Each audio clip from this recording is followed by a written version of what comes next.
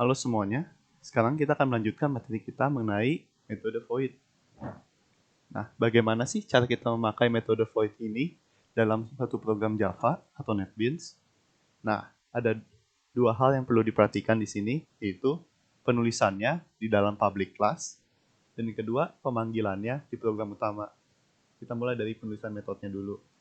Jadi, di dalam kelas, tapi di luar PSVM, kalian perlu buat public static void baru. Nah, tapi bukan main ini. Kalian bebas milih nama selain name. Misalnya di sini tampilkan. Atau bisa juga urut A, B, bebas. Kemudian, melanjutkan lagi. Kalian buka kurung. Dan kalian masukkan tipe variabel dan parameter yang mau dikirimkan dari program utama. Misalkan di sini. Di sini kan ada metode tampilkan. Buka kurung.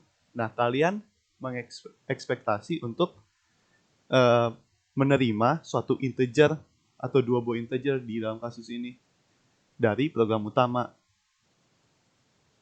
Nanti setelah selesai, ditutup kurungnya, buka kurung kurawal. Nah, di sini program akan ditulis. Jangan lupa nanti setelah selesai, kurung kurawalnya ditutup. Kemudian, cara memanggil di program utama bagaimana?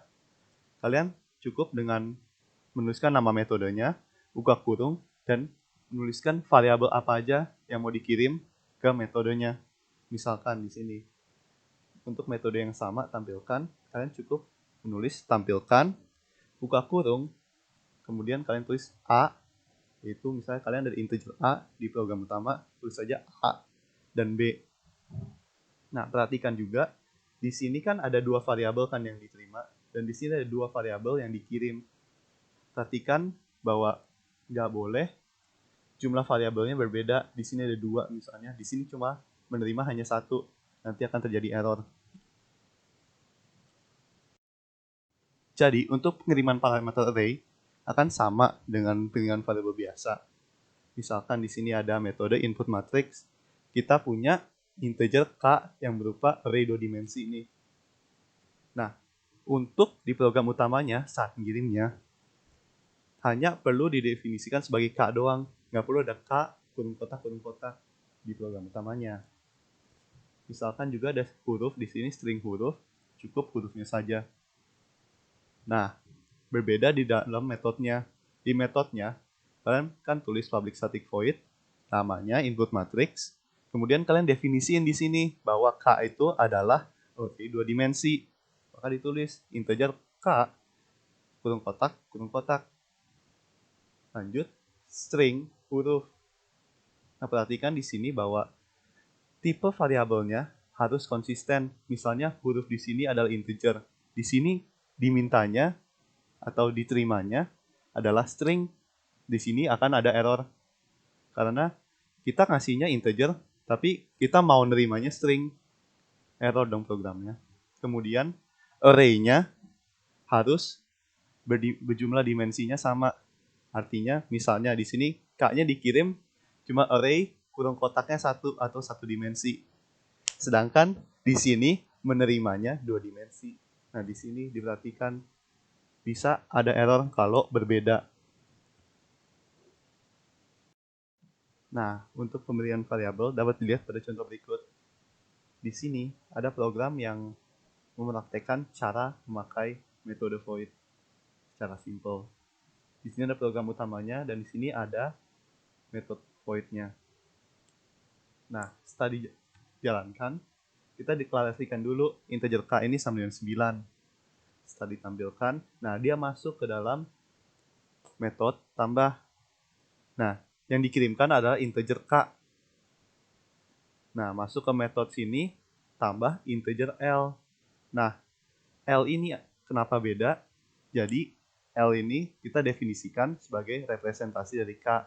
Kan kita kirim K. Tapi kita terima dia sebagai L. Nah, L ini artinya L itu sama dengan K-nya. Dalam metode void ini saja. Lanjut.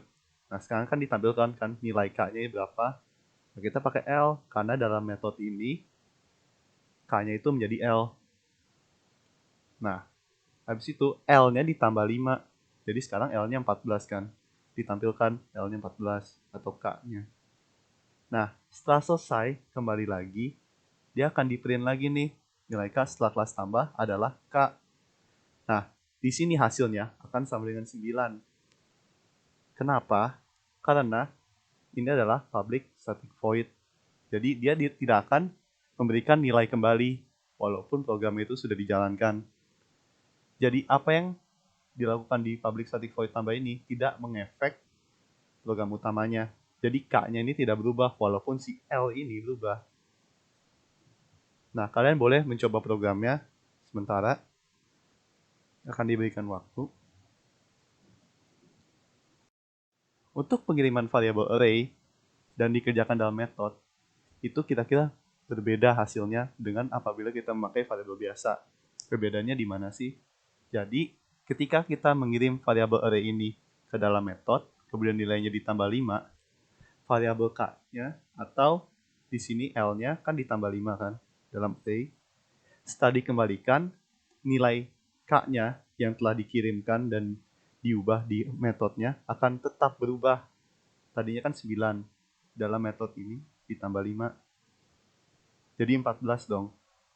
Nah, kalau tadi variabel biasa, nilainya tidak berubah, si K-nya masih 9. Tapi kalau array, dia akan berubah tetap menjadi 14 juga.